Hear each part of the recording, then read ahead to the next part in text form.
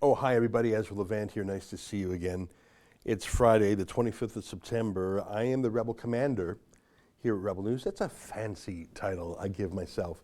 Monday, Wednesday, Friday, I sit in the chair here. Tuesdays and Thursdays, some of my colleagues do, mainly David Menzies and Sheila Gunn Reid. And what we do is we banter about the news of the day. I guess in the olden times, in the 20th century, this would be like having a radio call-in show where people would phone in. That really took off in the age of cell phones, when people were on the road and were bored and were calling in from the highway. But in our internet age, the fun way to do it is with a live chat. You can obviously get through so many more people. The thing about phone call-in shows, and obviously talk radio still exists, is you might be waiting on the line for 30, 40 minutes to get your moment. And of course, there's so many people who will never get on a radio talk show because they only can take a certain number. With a live stream, super chat, as YouTube calls it, literally hundreds of people can make their comments. And although I don't react to all of them, everyone can see all of them. It's a lot more fun. If you want to make yours stand out in a special way, you do what YouTube calls a super chat. You're just chatting right now in a normal way. But the super chat is what YouTube calls it when you put a few bucks behind it, and it makes it stand out in a bright color. So, for example, Laird Kintyre chipped in $2 and says, Sheila mispronounced my name, but Ezra got it right. Well, I hope I got it right. I think it's my Scots-Irish background. There's so much going on right now, and the first thing, and it's shocking, there's only 39 days left in the U.S. election. 39 days. That's incredible to me. Pink Phoenix Nails is in with $2. King Ezra. Huh. Yesterday, Ruth Bader Ginsburg was in a casket at, I don't know if it was the National Cathedral or the Supreme Court. It's not the Jewish tradition to stick around once you've passed away. The Jews tend to bury their dead within 24 hours. It's just a Jewish tradition.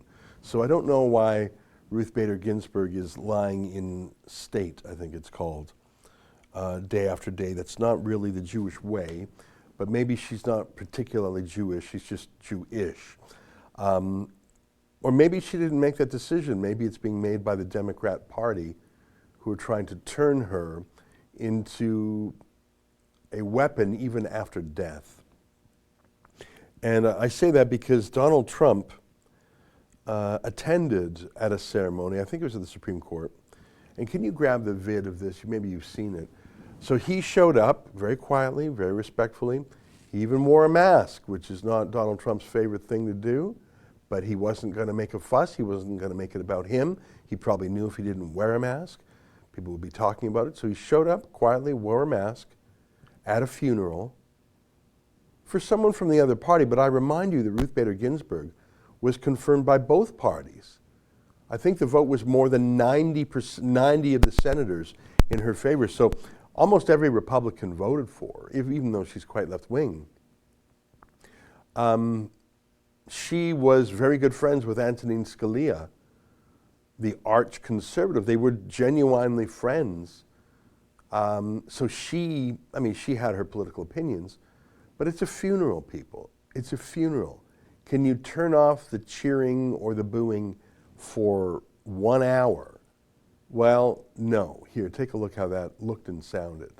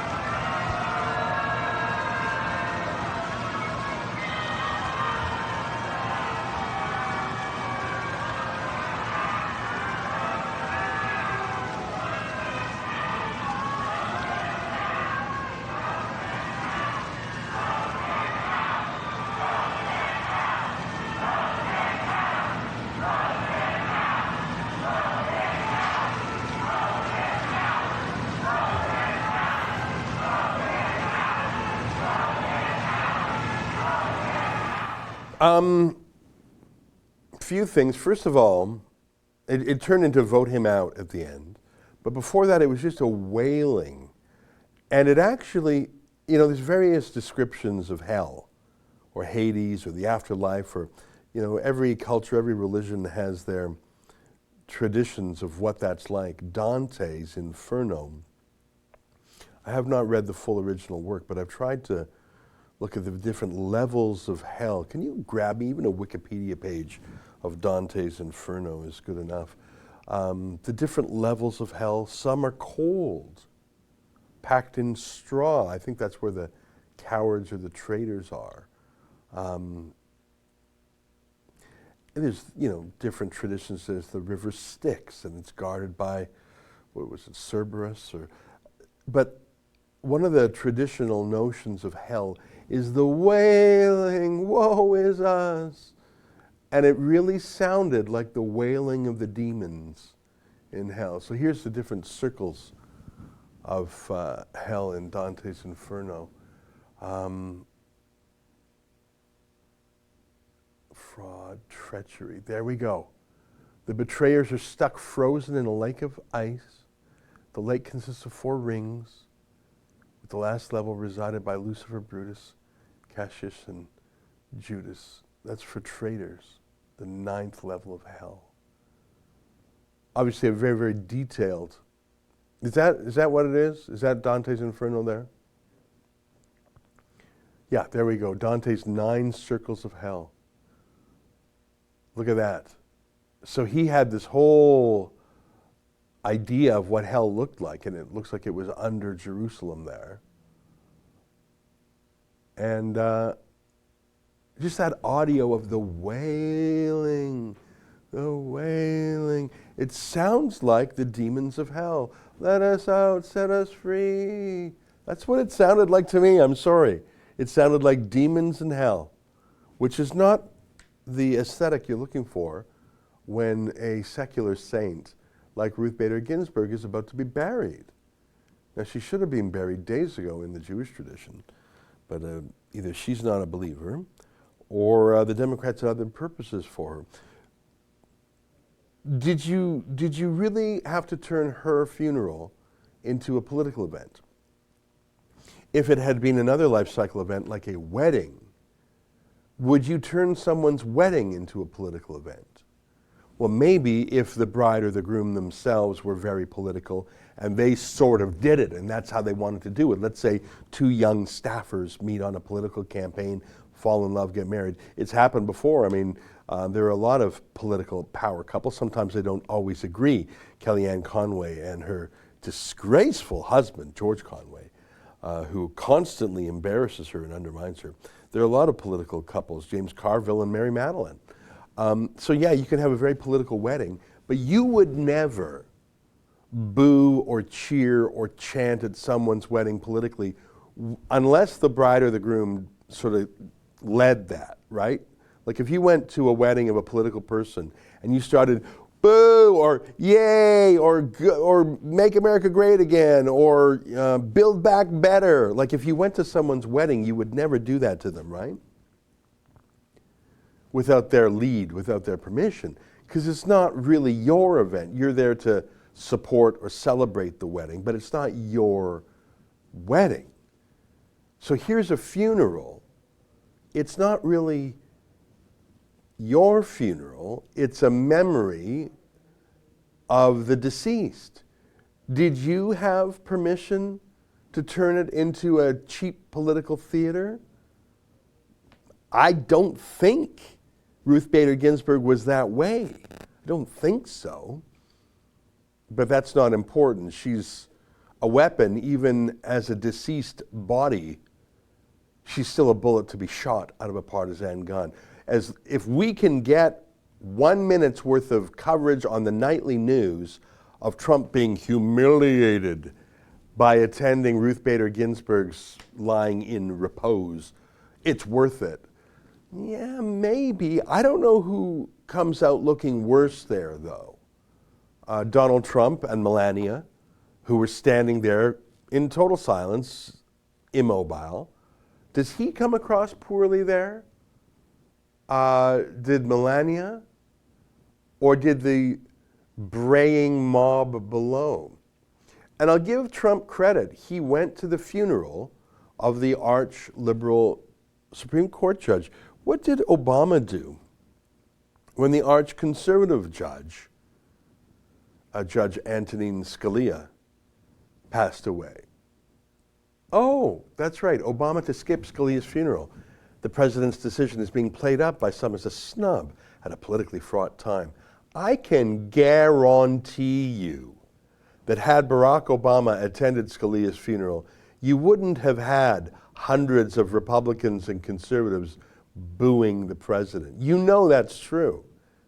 The same way conservatives don't riot when they lose an election, the same way conservatives don't ban and deplatform speakers at university, that's a left-wing move. Let's catch up on the Super Chats. Mark, $2. Are you working on China virus 2, the second wave yet? Well, I think China has done its worst to the world in the form of the virus itself, but that is now being eclipsed by what we're doing to ourselves. And the economic attacks on this country, the secondary health attacks on this country that are now far worse than the virus itself, delaying hundreds of thousands of surgeries, people not getting checkups, so getting ill for things that they normally would have caught. The social illnesses, depression, suicide, drug use.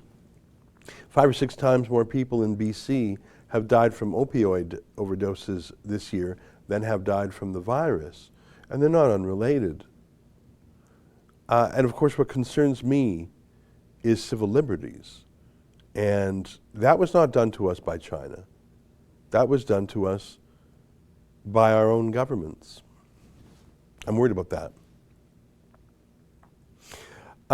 Jane Bray, $5 total case of COVID in Canada, 141,000. Total current patients in hospital in Canada, 410. What's going on? That's interesting. You know, probably 20 times now I've taken you to the various COVID statistics pages. Can we go to Toronto? Because it's one of the sites that I find the most easy to look at. Justin, could you call up the Toronto stats? And I know that's not for the whole country. You've asked a good question about the whole country. I like the Toronto stats. I find them a little easier to navigate. Will you accept Toronto as a microcosm of Canada? The greater Toronto area, approximately 6 million people. So right there, you've got a sixth of the country. And it's not particularly bad or good. It's sort of normal. I mean, Quebec was a little bad, but the pandemic's over everywhere. Except for they keep talking about these cases. But most of the cases are asymptomatic. That's a fancy word for saying you don't have a cough, you don't have the sniffles. Maybe you have the bug in you, or maybe it's a false positive. And there's more than 40 hospitals in the Toronto area. There's more than 250 in Ontario. Tens of thousands of beds. And the number of hospitalized in Toronto, I don't know the number from memory. Do you know the stats there? Are you having trouble finding the... Okay. You know, you can go to the Ontario stats if you like. I just like the Toronto ones because they... you go to Ontario, that's fine. I'm used to a lot of them. I'm used to the Saskatchewan stats. I like checking Saskatchewan because it's 1.2 million people. It's not an internet. There's no international flights into Saskatchewan, so the numbers are so achingly low. Thank goodness. I'm glad the numbers are low. But even in Ontario, weeks go by. I don't want to go from memory here. Okay, so this is all of Ontario. So look at that. For the entire province of Ontario, there's 268 hospitals, 87 people in hospitals. So every COVID patient has 3 hospitals to themselves. And of those, 25 are in ICU, intensive care. 25 people In the entire province of Ontario, population 14.5 million. 13 are on ICU or on a ventilator. Yeah, go down. I like looking at this. New cases, look at that huge wave. Oh my God, new cases, terrible. But go down, daily deaths. There's no second wave there. And then go down one more. That on the bottom there, comparing active and hospitalized cases. So you got that huge wave, thousands of active cases. Only 87 people in hospital in the whole province.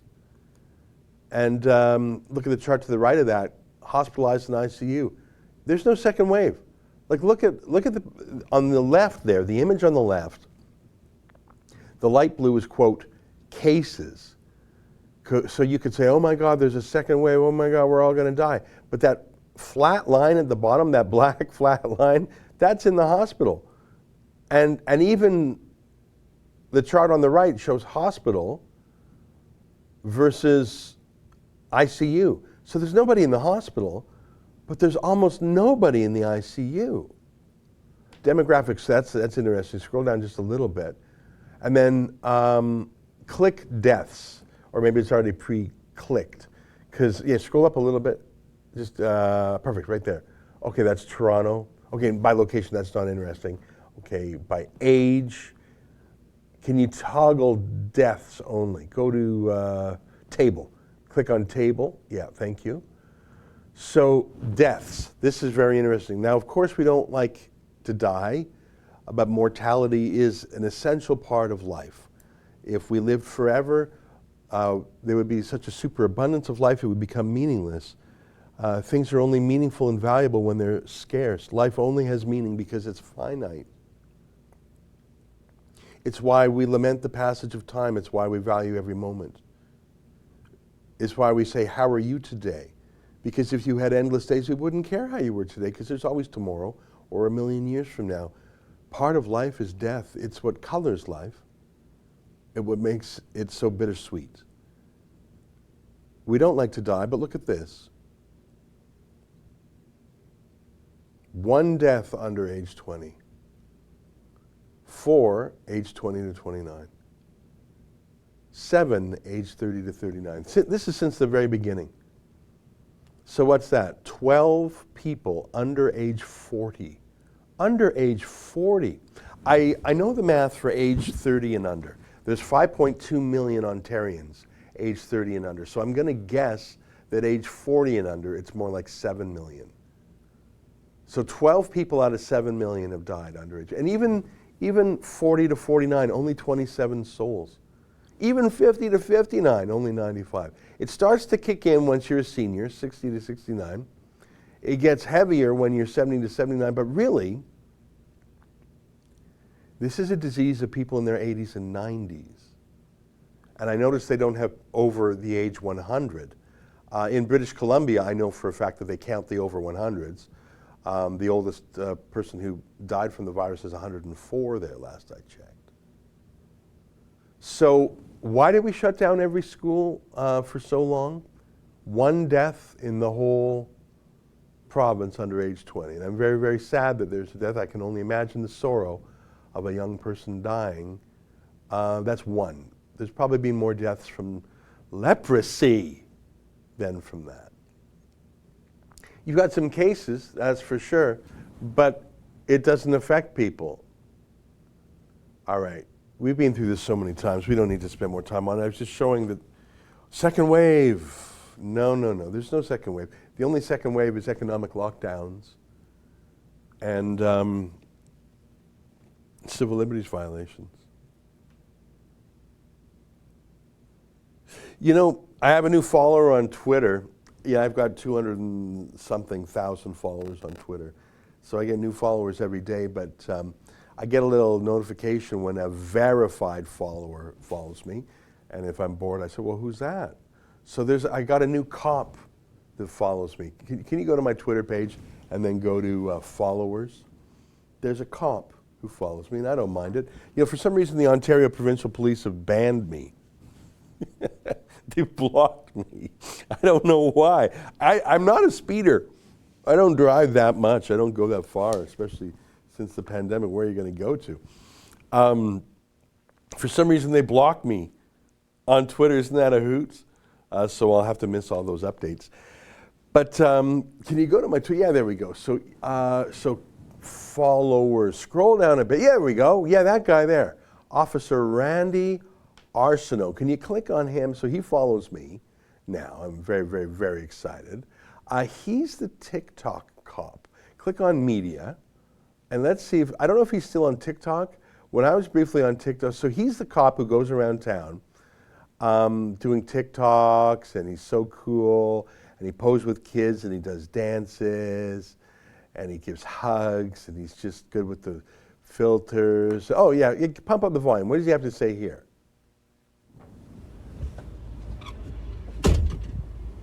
Hey folks, just wanted to do a quick video talking about the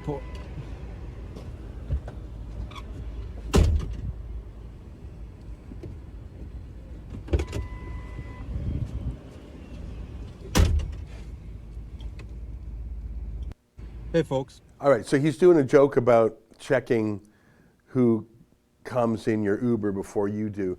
I think that's an extract from me. He's the TikTok cop. Yeah, give me some volume here.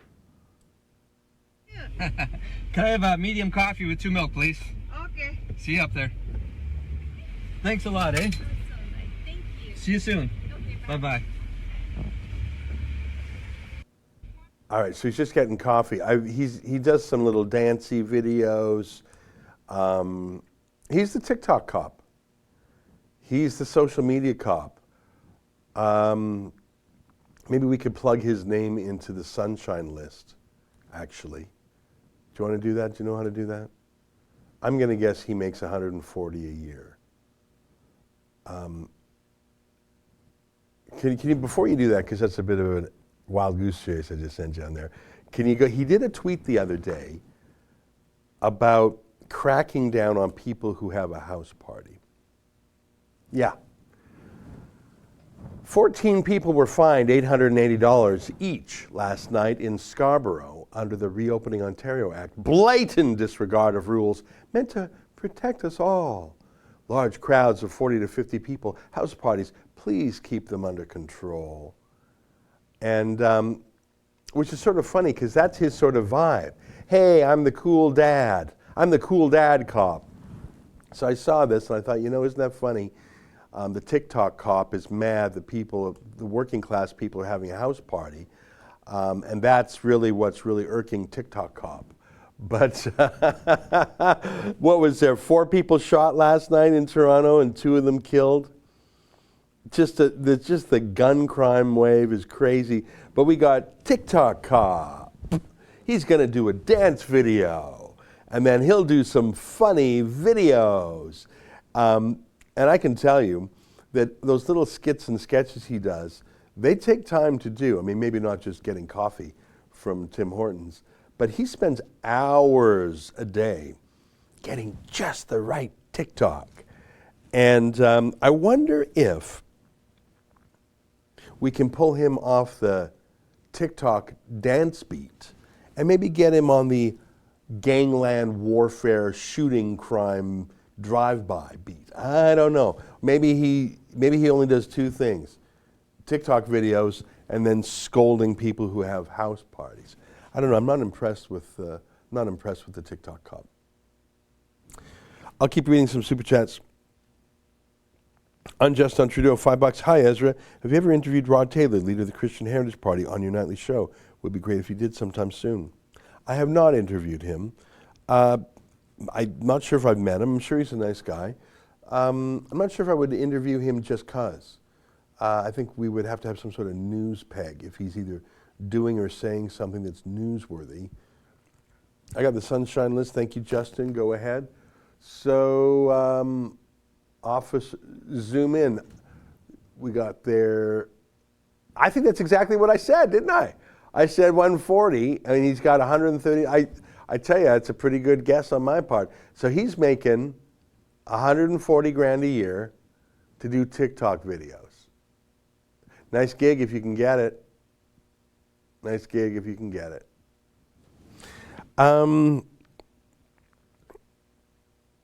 John Day, $5. How many reporters do we have in the Senate? If Marcy Ian loses the election in Toronto, Trudeau will appoint her to the Senate. Yeah, he might. He might. Or he might just throw her out as he throws out so many people. Jane Bray, $5. Viva Fry did a video about Canada's concentration quarantine camps. It's a thing now. I'm going to check that out. I like him. He's a smart guy. I'll check that out. Thank you for the tip. Primpal08, nice to hear from you again. $5. The left turned everything into a political event. Funeral, sports, everything. Politics is their cult. They renew their fanaticism on a daily basis. Yeah, they've wrecked football. They've wrecked most professional sports. They've wrecked NASCAR. They've wrecked everything. Some of those used to be domains of the right. They're going to try and take down UFC. That's the one sort of right-wing place there is. They'll come for that, obviously. Has your gulag got planning permission? £2. I remember this was all about a virus. Yeah, isn't that the truth? I remember when it was 2 weeks to flatten the curve, 2 weeks to slow the spread, 2 days to save our emergency rooms. I just showed you they're completely empty. Completely empty. Well, you know that because doctors were doing these, speaking of TikTok, these little dance vids. They'd go through the hospital wards completely empty, making music videos because they literally had nothing to do all day. They've been loving it. They're the heroes of the pandemic. They haven't lost a minute's pay. They're very, very, very important. And they haven't had to work. 150,000 backlog surgeries in Ontario. Is that what I read? Let me catch up here. MEC, $5. MLA Randy Hillier is speaking out. Could he come on your show? Love the Rebel. Thank you. Out in Ontario, we call them MPPs, Member of the Provincial Parliament. I like Randy. I've talked to him before. I think we had him on just like a couple weeks ago. So we had him. You can check that out. We probably put an excerpt of it on YouTube. And if you want the whole thing, go to Rebel News Plus. Who did, sorry? Tamara. That's right. I remember Tamara Ugolini sat down with him in person. I remember that. That was a good interview. Yeah, so we've got at least 2 interviews with Randy Hillier on the site. Thanks for reminding me, Justin. Troy asked, $10, do you think that Ottawa will take the Western provinces seriously about separation? Or do you think Ottawa and the Liberals just think it is a joke and will ignore it? Great job in hiring Avi. I don't think Ottawa takes the West seriously at all. The only mention of the Western provinces in the throne speech was for them to do their duty and shut down their carbon-based industries. Yeah, Avi's doing great. Jack Masterman, $5. How much will 2 billion trees cost the taxpayer and where will they be planted? Illogical idea, and I assume it will never happen. Planting trees is something that happens naturally. I think the largest tree planters in Canada are the oil and gas companies, the oil sands. They hire tree planters, they plant them enormous numbers of trees, they reforest. I haven't seen Greenpeace ever spend money on reforestation. Maybe I missed it, correct me if I'm wrong. Oil and gas companies do. Trudeau isn't serious about anything. Just like he's a fake feminist who's a bit of a groper, and he's a fake advocate for black people and he dresses in blackface. He's a fake supporter of Indigenous people, fires the first Indigenous Justice Minister in Canadian history. He's fake on the tree stuff. He just wanted the headline and to pose with, who's that little Swedish girl? Greta Thunberg. Troy asked $20, Ezra, are you going to make a Parler account for those who are banned from Twitter to follow you? Tommy Robinson's on it, and I follow him there. Also, are you going to open a Rebel account on Rumble as well? I know I'm supposed to do the Parler thing. I just haven't done it. Maybe I'm overwhelmed with different apps now, and I don't know what Rumble is. Softball, $5. Thank you. Patriot Girl, $10. God bless all patriots out there. It's time now to not give up and carry on with the resolve. Trump 2020. Yeah, 39 days. Mark, $2. Ezra, any thoughts on the Red Deer Antifa protest? I just saw the City News story where it says racists were violent. I didn't see evidence of racism. Maybe there was racism, but it wasn't shown in the report. I was told that the RCMP didn't act on anything. Again, the report was so selective, and the narration of that City News report was extremely resolved. This was a racist clash, blah, blah, the police did nothing. But I don't know if the video actually showed what the narration said. I wasn't there, and I don't think we had a reporter there. I know we didn't. So I don't have anything more to go by other than that City News narrative. Obviously, I'm against violence, but I don't know if what happened there is what City News says happens there, because I don't think it's what they showed happened there. Mark, $2, so I just read that one. Kristen Cranny, $7. How do we get Derek Sloan to replace the tool? Well, step one, get a time machine. Step two, go back to the campaign. And step three, convince Canadian Conservatives he's the right leader. Aaron O'Toole won the race fair and square. And in fact, he A, obviously defeated Peter MacKay, and B, obviously had at least a certain number of votes from Derek Sloan reapportioned to him, even if they went intermediately to another candidate, Leslyn Lewis. So, yeah, I mean, Aaron O'Toole is just in early days. I think he's done some things well. I'm a little worried about other things. Let's see how he does. Let's see how he does. One thing I can detect already is he's ended the weird fatwa that the Conservative Party had against Rebel News. I don't know if you know, you probably do know this, that for some weird reason, Andrew Scheer banned his Conservative Party MPs from talking with the only sympathetic media outlet in the country, Rebel News. 1.38 million subscribers. I mean, if you're the Conservative Party, how do you talk to conservative voters? Well, probably through a conservative medium, where 1.38 million of them are subscribers, who will give you a fair shake, probably a conservative-leaning media outlet as opposed to the CBC that not only hates them, not only is funded by Trudeau, but it's actually suing them. Can we grab the image of David being handcuffed? That was just an incredible moment. I mean, David Menzies, friendly guy, buddy of mine, he sits in this chair Tuesdays and Thursdays. There's a public invitation to reporters to go cover Andrew Scheer on the campaign. David Menzies shows up, he's let out, and he's handcuffed. Why? What did he do wrong? Were you winning over Liberal voters by doing that? Look at that. They handcuffed, his hands are cuffed behind his back, I think, right? He was handcuffed there, right? And did they put him in the car? I can't remember if they put him in the police car. I don't think they jammed him in the car, but they literally handcuffed him. He wasn't doing anything wrong, I should just say. I mean, if David was, I'm not even going to speculate on hypothetical scenarios where it would be appropriate to handcuff him because none of those things happened. In fact, you want to fast forward to when Jamie Ellerton bizarrely called the cops on him. I mean, David can be persistent, that's part of journalism. He can be annoying, that's part of journalism. But he's infallibly polite.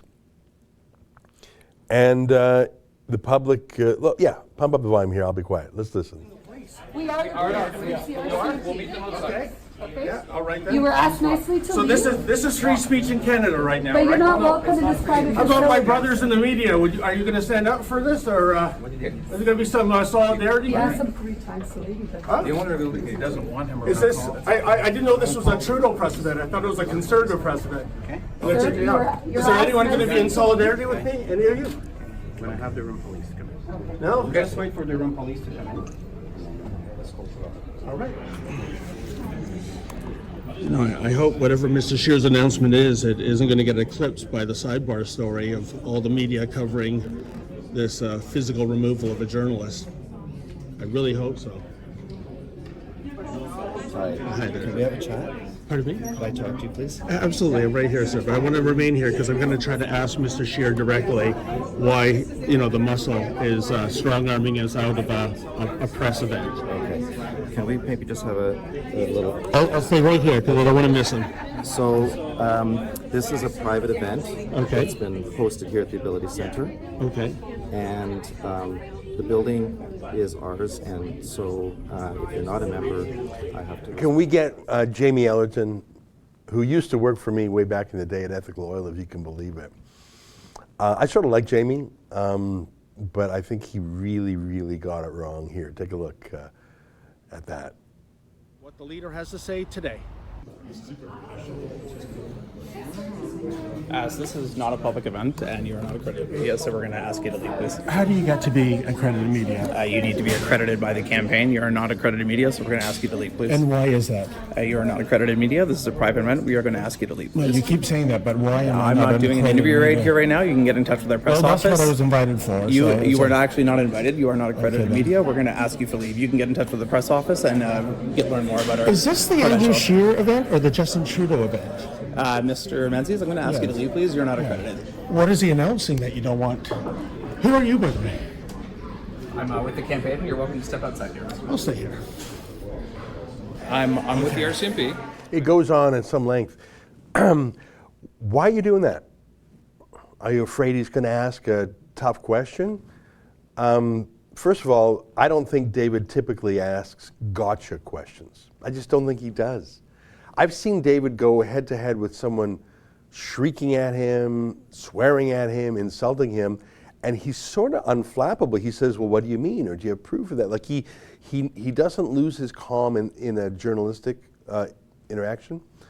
I don't think he's unfair in his questions. I wouldn't even call him particularly prickly. I'll be candid, sometimes I watch his videos and I think, oh, you were too gentle there. In fact, just, I don't want to criticize, but just we had a great apple video. There was an apple farmer, apple orchard. The cops come to this apple orchard. Maybe we'll show a clip of that later today. I hear that we showed a bit of it yesterday, so maybe you saw it yesterday. There's this apple farmer, Albion Farms, apples, 50 acres, apples, fresh air, sunlight. I think there were 200 people there, so that's four people per acre. You don't get more socially distanced than that. So the cops come, give this guy a hassle, threaten him with a $100,000 fine. So David goes, does a great report. There's this wonderful neighbor named Don Singh there who just is so eloquent. I really love that part of the video. It's a great video. But then David goes to the OPP, who have banned me on Twitter, and asks them what's going on. Yeah, look at that. Doesn't that look nice? There's the pumpkins, and those are apples. Don't those look great? I tell you, if you've got kids, there's nothing more fun than taking kids apple picking. It's a little bit of fresh air. There's Don Singh. I really like that guy. If I would want him as Christmas trees. Yeah, there you go. Very, very nice. Don Singh, good man. In fact, why don't you pump up the volume a minute on Don Singh? He's just so great. Safer here, and I think this is certainly a safer environment if we're talking in terms of a disease context or a virus context than being crammed into an indoor big box store. Yeah, I agree with you. If you're going to a Walmart or a Costco, that's all closed off. So whatever pathogens are there from people breathing, there's no sunlight coming in, no UV light or some wind blowing the pathogens.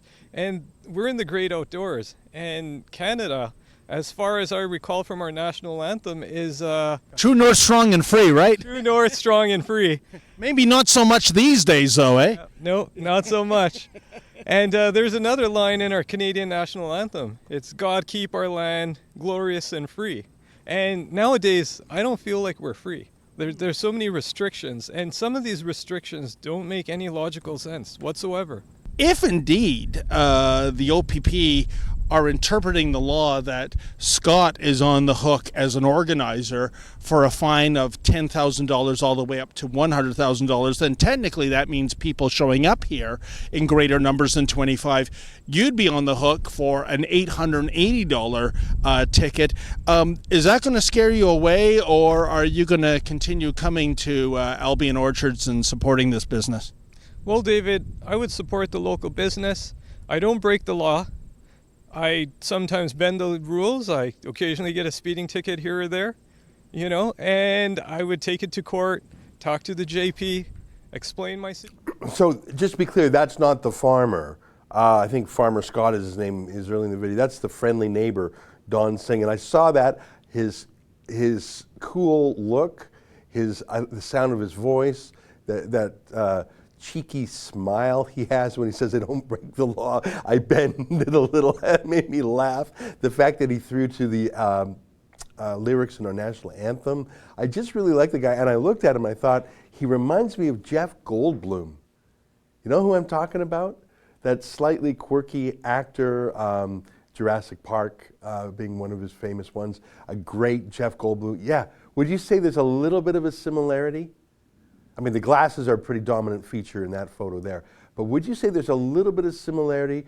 Handsome, middle-aged men, slightly darker complexion, salt and pepper hair, the tone of voice. Would you grant me that there's some similarity? Is it a bit of a stretch? In that photo, Goldblum has very dominant glasses, so that's going to be a distraction. But I saw Don Singh, and I thought, who's that cool dude? Thanks for the tangent. So after that, David went to the OPP cop shop and said, well, what are you doing? And they gave him some blah, blah, blah answer about, well, you should go talk to the health authority. And David accepted it. So here's my point about David. I wish he were 5% meaner. Because I think if the cop says, well, talk to the health authority, the answer to the cop is, well, if you don't know the law, how can you enforce it? You're telling me to find out the law, but you don't know the law? You're bullying this apple farmer, and you don't even know the law? I've come to you to ask you for the law, and you say, talk to someone else? You're not the police? My point, I'm telling you, that little detour I took there, is to illustrate my point.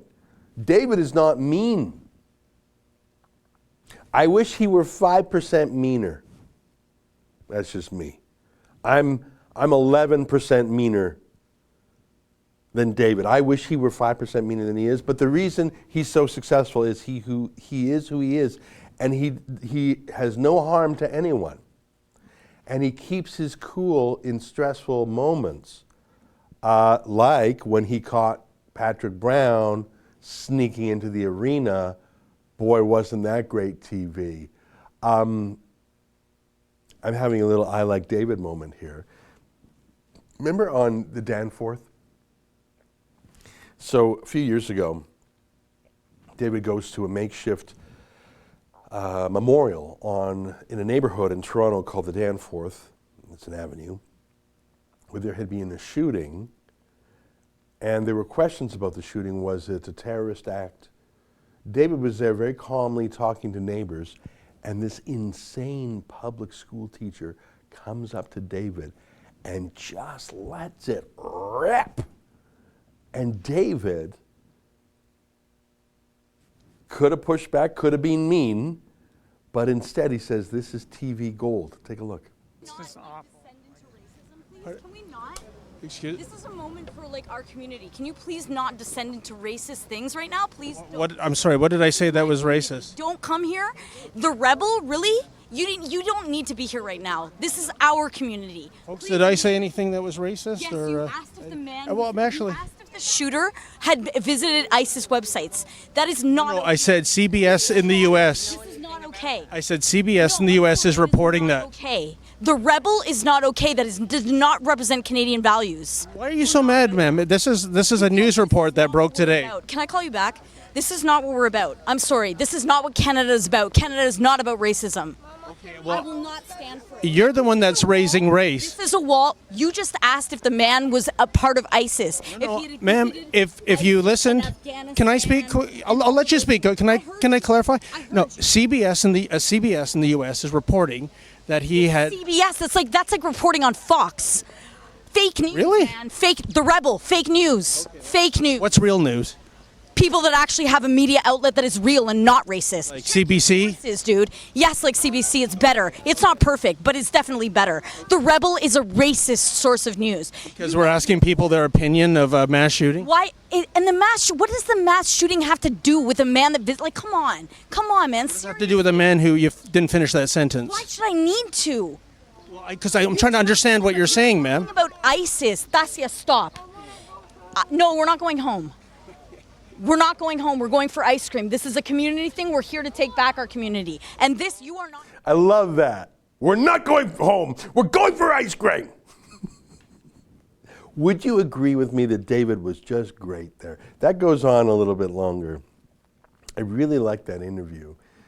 But you know what I liked about her? That lady's a little bit crazy, and the fact that she's a public school teacher should surprise no one. But didn't David do a great job? I mean, do you have that much patience in you, in your blood? Do you have that much courtesy to someone who's calling you names? I don't. I don't. Maybe I should be 11% nicer instead of David being 5% meaner.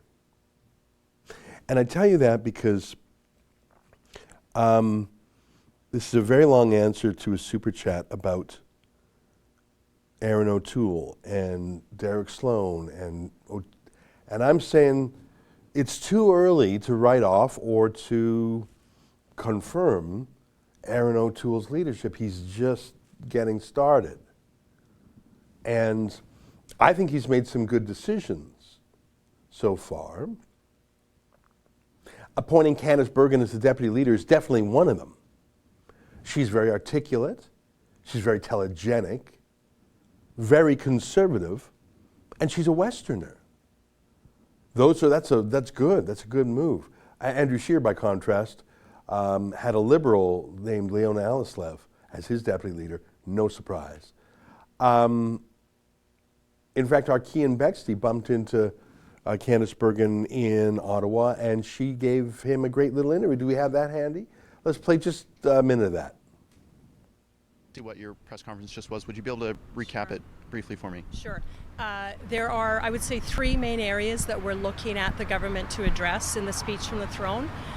Firstly, direct health benefits to Canadians in terms of getting rapid testing available so that people aren't waiting in line. I encourage you to watch the full video. Go ahead and find it on our YouTube page. But the fact that Kian and the deputy leader of the Conservative Party are having a thoughtful chat on Parliament Hill is a good sign that the party has decided to fix its bizarre dalliance with deplatforming and cancel culture that we saw under Andrew Scheer and my friend Jamie Ellerton. Obviously, Jamie, who was the bully who took David Menzies out there, obviously Jamie was not acting on his own authority. He was acting on some order, some command that probably came from the very top. It's just so bizarre and so shocking that under Andrew Scheer, David, for the last 20 minutes I've been telling you how friendly David is. Slightly too friendly, but maybe that's the secret to his success. And bizarrely, weirdly, Andrew Scheer not only threw David out of events, handcuffed him, as you saw, but ordered all his MPs to do the same. So I think that's a positive change, don't you think? I think the Conservatives, maybe Andrew Scheer thought, I'm going to hurt Rebel News by not talking to them. No, how does that hurt us? We say what we say, we do what we do, we report what we report. If Andrew Scheer didn't want to have a clip in our news, that's fine. But I think it really, that's what they call cutting off your nose to spite your face. I'm going to show Rebel News, the largest conservative media outlet in Canada, the largest independent media outlet in Canada, 1.38 million subscribers, most of probably whom are grass top supporters. I'm going to show them. I'm not going to talk to them. Woo, boy, you showed us. Or maybe you're a reason why you snatched defeat from the jaws of victory last year. Just a bizarre, bizarre approach. I haven't been a member of the Conservative Party. I don't have membership in any party. But way back in the day, I was involved in the Reform Party and the Canadian Alliance, etc. Frankly, I've been involved with that party for longer than Andrew Scheer did. I have many friends in that party other than him. And now that he's gone, I'll continue to have those friends. I have friends in other parties too, believe it or not. But for him to force good people like Candice Bergen. And who else did he talk to out there? He talked to Shannon Stubbs, a Conservative MP from Northern Alberta. I don't think we put that online yet. He talked to Kerry Diotte, another Conservative MP. So Cian was in Ottawa this week, and he talked with a bunch of Conservatives who were no longer weird, deplatforming, cancel culture weirdos anymore, as they had been ordered to be under Andrew Scheer for 3 years. So I give Aaron O'Toole credit. I think he would probably have signaled that we're done this bizarre cancel culture move. Someone would say, oh, good, Ezra, it looks like you guys have your reputation back. No, we have always been who we are. We're the same people now as we were a month ago, a year ago. It's the Conservatives who are rehabilitating their reputation, because under the bizarre and fruitless leadership of Andrew Scheer, they were the ones who embraced cancel culture, deplatforming, and censorship, and handcuffing journalists. That's a Trudeau move. That's not a Conservative move. So I'm glad that we're able to help rehabilitate the reputation of all those Conservative MPs who were banned from talking to us. And that looks really bad to the grassroots. Obviously, you're not going to lose your election if you're a Conservative from Alberta who blackballs Rebel News, because, I mean, you got 60, 70, 80% of the vote anyways. But you're a Conservative in a more marginal riding, and you demoralize your base by being some weirdo cancel culture freak, yeah, that probably cost the party 5 or 10 seats. Okay, so that's my half-hour answer to a question about Aaron O'Toole.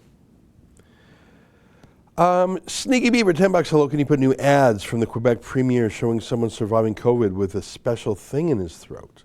The Fear campaign got to super speed here, guys. You know, I haven't seen that. Do you know what he's talking about? No?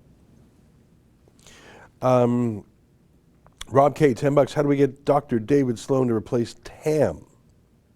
I think you mean Derek Sloan? Oh no, David Sloan. He was on with Laura Lynn. Tyler Thompson yesterday, and YouTube pulled the plug and banned Laura Lynn for 2 weeks. Pandemic or plandemic. Great job, Rebel. Yeah, YouTube is being very censorious on the pandemic. I don't get it. Other than they can do whatever they want. They're bigger than most countries. Michael Lefebvre, $10, was watching Tucker last night and have come to the conclusion all this talking is doing nothing. The left is like a bully. The more we give them, the more they take. We need to draw a line in the sand. Well, that's the thing you learn, is that don't give things away to the left. There's no such thing as compromise. If you move towards them, well, that's now the new front line, and the negotiation starts again. They take what they can through negotiation and compromise, and then they fight for the rest, even through violence, as we see on the streets of America every day. Viking Insane, $2. The Conservative Party is a globalist joke. There's some truth to it. Anyone who says, yes, we have to do what the Paris Climate Accord says, well, Paris is not part of Canada. How about pay more attention to what Panoka and Peterborough say than Paris? Here's the ad. Justin dug it up. This is in French. Let's see if we understand what it means. This is the ad from Quebec about the pandemic. J'étais chez une amie, on jasait dans le cadrage de porte. Rien de plus banal que ça. Mais 3 jours plus tard, grosse fièvre, fatigue, la difficulté à respirer, jusqu'à peu être capable de respirer. Avant, j'étais entrepreneur général. I don't know what that means. I have to get a translation. I know a tracheotomy is sometimes what you get when you have throat cancer often from smoking. So I don't know what on earth that is, but I don't understand what he's saying. I'd have to get a proper translation. But it sounds like we've got a translation. I was at a friend's house. We were chatting in the doorway, nothing more mundane than that. He says in French, believe me, COVID-19 is serious. Yeah, no. Yeah, I just don't. Yeah, people don't buy that. People know the stats I've shown you. 82% of the deaths have been from seniors' homes. It's not even from being a senior citizen. It's being in a senior's home, especially in Quebec, which is euthanasia crazy. Do not resuscitate, do not revive, assisted suicide. So if you love your grandma and grandpa in their 70s, 80s, and 90s, they're probably okay. If you love your grandma and grandpa, but they're a bit of a burden, so you pack them off to a senior's home, they're probably okay. But if you sign do not resuscitate, do not revive, and then they get the sniffles, and maybe they've got diabetes, or maybe they got cancer, maybe they got emphysema, maybe they got a stroke, maybe they got these things. Maybe the state says, oh good, we'll get rid of the most costly people in our healthcare system, because I say again, it is not seniors who are dying from the pandemic. It's seniors in seniors' homes. Disproportionately in Quebec. Quebec has 23% of the population in Canada, but it has a majority of the deaths. Why? Is there something in the air there? Is it the beautiful French language? No. It's that province is very much euthanasia, assisted suicide, do not revive oriented. So I'm sorry I don't buy that commercial that we saw there for a second. The Viking Insane, did I read this already? $2, Aaron O'Toole is controlled opposition, UN stooge. Well, we'll see. Pusha Alexander, $25. Ezra, where do you find conservative like-minded friends in Vancouver that you can actually speak your mind to without biting your tongue? Well, you're asking a very difficult question. The good news is Vancouver is the third largest city in Canada. So there's people of all backgrounds there. I live in Toronto, the largest city in Canada, and also a city that is completely Liberal or New Democrat. And yet you can find people of every stripe here. Conservatives are not the majority, but you can find people who share your views. I don't know if you're talking about just buddies or friends or a boyfriend or girlfriend, but there are ways. I think part of it is other people are hiding or shy too. I think I told you the other day about a friend who I visit with the first real, social visit I had during the pandemic. I go over to his place and we're just sort of, well, do you think this pandemic's for real, or do you think it's a bit of BS, the overreaction? And he just didn't want to come out and say he was a full-blown skeptic till he knew that I was there too, because he didn't want to go on a limb. And my point is, if you're in a place like Vancouver, which I would call center-left, maybe you don't want to come out as anti-global warming mania or a pandemic skeptic. Although BC's done very well during the pandemic. So I think you either swallow your views and just pretend not to care and have a normal life, or say, I'm going to fly them as a flag. That'll turn off some people, but saves me the hassle of that. And that'll attract the other people. It's like, I was watching some Curb Your Enthusiasm. Larry David, he wants to get out of a lunch in Hollywood with some producer he doesn't like. So he comes up with the idea of wearing a Make America Great Again hat. So he hates this guy, doesn't want to meet him, he's obligated to, doesn't want to have a boring meeting with this Hollywood executive. So he says, He says, I'll meet you for lunch. And he's sitting with the bright red MAGA hat. And his friend comes in, sits down, and says, I've got to go pick up my son from the airport. It's very funny. And the rest of that episode, Larry uses the hat like he's sitting at a sushi bar and there's two empty seats next to him, and a noisy couple comes in. So Larry says, just puts on the hat, and they say, we don't want to sit at the bar. Very friendly. And then there's a funny part. There's where he's driving and he almost bumps into a guy on a motorcycle, like a real Hells Angels type. So he puts on his MAGA hat, and the Hells Angels type says, just be a little bit more careful, okay? It was very funny. It's very funny. But, this was my advice. I was giving advice, dating advice for young people. A lot of people say, Ezra, you've had such success in that department in your life. Can you teach us young people something? And my advice is wear a MAGA hat in your profile photo to pre-select the 60, 70, 80% of people who won't like that. Good, save time. It's called pre-qualifying your leads. You don't want to pitch to someone that has an objection you can't overcome. You put a MAGA hat on, you're getting 90% of the clutter out of your inbox. What do the kids use these days? Tinder, Bumble, I don't know where the kids are. Probably, yeah, you throw a MAGA hat on there, you're pre-sorting. Jane Bray, $10. Rebel News chat, save my sanity. Love fellow rebels. Thank you. Unjust on Trudeau, $2. What's Build Back Better Bexley up to today, Ezra? We had a meeting this morning, and he's got a great video coming. Maybe it's up. Is the Find a Thug up already? I just looked at a video that's probably up now or in the next few minutes. So keep your eyes peeled on the YouTube channel. I want to try and whip through these super chats because it looks like I've got about 10 to go, and it's already 1 p.m. So let me motor through these. Matthew Phillips, 279, haha, CBC is real news, haha, gasp, haha. Well, they are going full tilt for Trudeau, but just as much against Trump in the next 39 days. Rita S., $5, thanks to all of you. Well, thank you. Primpel 08 again, $5. It's sad that people calling themselves conservative let the media party decide for them who was electable during the leadership race. Well, the media party the CBC did a grand total of 1 minute and 45 seconds covering Leslyn Lewis, the female black candidate who had a very strong showing. They did countless shows about Kamala Harris is wonderful. Okay, are you the Canadian Broadcasting Corporation?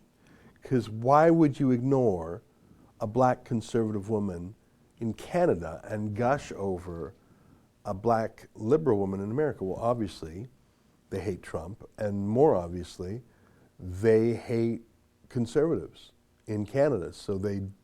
And that's off narrative. Hang on, a black woman. It's like Casey Madhu, the first black justice minister in Canada, happens to be in Alberta. You don't think if the first black justice minister in Canada were a liberal that there would be a CBC mini-series about his backstory, where did he come from, an immigrant to Canada and overcoming obstacles and going to law school? You don't think he would already be the subject of a CBC mini-series and books, and he would be given the Order of Canada and every other award?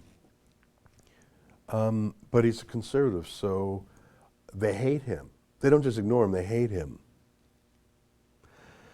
Maxi Glad, $10. I love you, Ezra. I made my prayers. Thank you. Viking Insane, $2. Need real reform or expect a repeat of May 30th, 1381. I don't know May 30th, 1381 by memory. Crazy Ferret Lady, 50 Norwegian kroner, sending a little love from Norway. I admire your work and love you all. Please stay safe in these crazy times. God bless you. Well, thank you. Murray Reinders, $7. Love your show, but David and Sheila sure make me laugh. Can you make their show a little longer? One day, I'm going to announce our plans to double the amount of live content we have. I'm just not there yet. The Peasants Revolt in Germany. Good. Thank you, Justin. I'll have to study that more. Wolfcat Wildcat, $5. If the Conservatives want to repair the damage, they need to lobby for all access for all media. You're right. Kean did a great job. He managed to buttonhole both Catherine McKenna and Stephen Guilbeault yesterday. I recommend that video. Mark, $2. Biden says, hey, man, you know the thing. Yeah, he always says, come on, man. Come on, man. That's what he says when he's just forgotten something. I'm 48 and a half, so I have the odd Biden moment. I got to start doing, come on, man. You know the thing. Justin, you know the thing. Can you just Google the thing? Come on, man. Can you just do the thing? Troy has $5. Are you still thinking of doing 2 hours versus the 1 hour shows? Yes. Yes. I just don't quite have my act together yet. There's so much going on. Including, just opening up our Australian office with Avi. That takes more time and effort than you would think. The time zones make it challenging. The lawyers, because of course we're fighting the fines down there. I think that bringing Avi aboard is great. It's going well, very well, but it has added a disproportionate amount of work to us. Now I'm fine. I'm thrilled. It's the best decision we've made in months. He's great, and it's going to get easier and better as we develop enough systems down there that they don't always have to check with Canada on things. Like it's a 14-hour time zone difference. It's 1:04 here. It's 3:04 a.m. over there. So, just how do you stay in touch? It's like I compare it to talking to Mars. It takes so long to get a message there. and then so long to get a message back, and then so it's hard, and so that's taken up some of our bandwidth. Lots of news, fun little projects like the buttons. I don't know, maybe we spend too much time on things that are little details. I think it's fun though. We have lots of little things. We got some new merch coming. It's 1:05. I think I covered all the super chats. Did I more or less get them? Me C, $2. Vancouver Liberty Talk Canada, libertynetwork.ca. I think I've seen that on YouTube. And that is a YouTube channel that is skeptical of the pandemic lockdown. I think I have seen that channel. Well, my friends, it's 1:05, and there's a lot cooking. Is Kian's new vid live? I don't think it's quite live yet, but that should be any moment now. I think we should more or less have it ready. I saw the video with my eyes at around 11:30. Looked done. I wrote some words to accompany it myself. So I think that should be ready. All right. It's 1:06 p.m. I would invite you to tune into my show tonight. I'm going to talk about the Prius that was chased by rioters on the streets of Los Angeles last night. It's the first time in my life I've ever rooted for a Prius. I've always laughed and mocked at them, laughed at and mocked them. But last night I found myself cheering for a Prius. There's the Prius in the top left there, just trying to pass through, but they sort of swarm it, and then he drives away. He didn't run over anybody, as you can see. Just driving away. Just wants to get, and they're chasing him, so he starts to speed up to get away. All right, you think he's home free now, but you'd be deadly wrong, because they get in a truck, two vehicles actually, and you'll see them speeding now. That truck, there's a motorbike, and I think another car. They're chasing the Prius, running right in front of it, blocking it. Here comes another motorbike, and then smashing. Maybe the windows, maybe the window's open already. I don't know. Looks like his arms are in there. So I actually think, yeah, there's another car. I think that guy is reaching in an open window. Maybe he smashed the window. They're smashing. Helicopter with searchlights, smashing the front, using a bike to smash, speeding away. So obviously not injured too much to drive. And then he speeds, and I think he pulls himself right over in front of the cops. And he comes out hands up. And he's arrested. He is arrested. He's obviously okay enough to stand up. He's arrested by the cops. I'm going to talk about this video on my show tonight, and I encourage you to watch if you're not a member of Rebel News Plus. That's what we call our premium shows. I have a daily paywalled show at 8 p.m.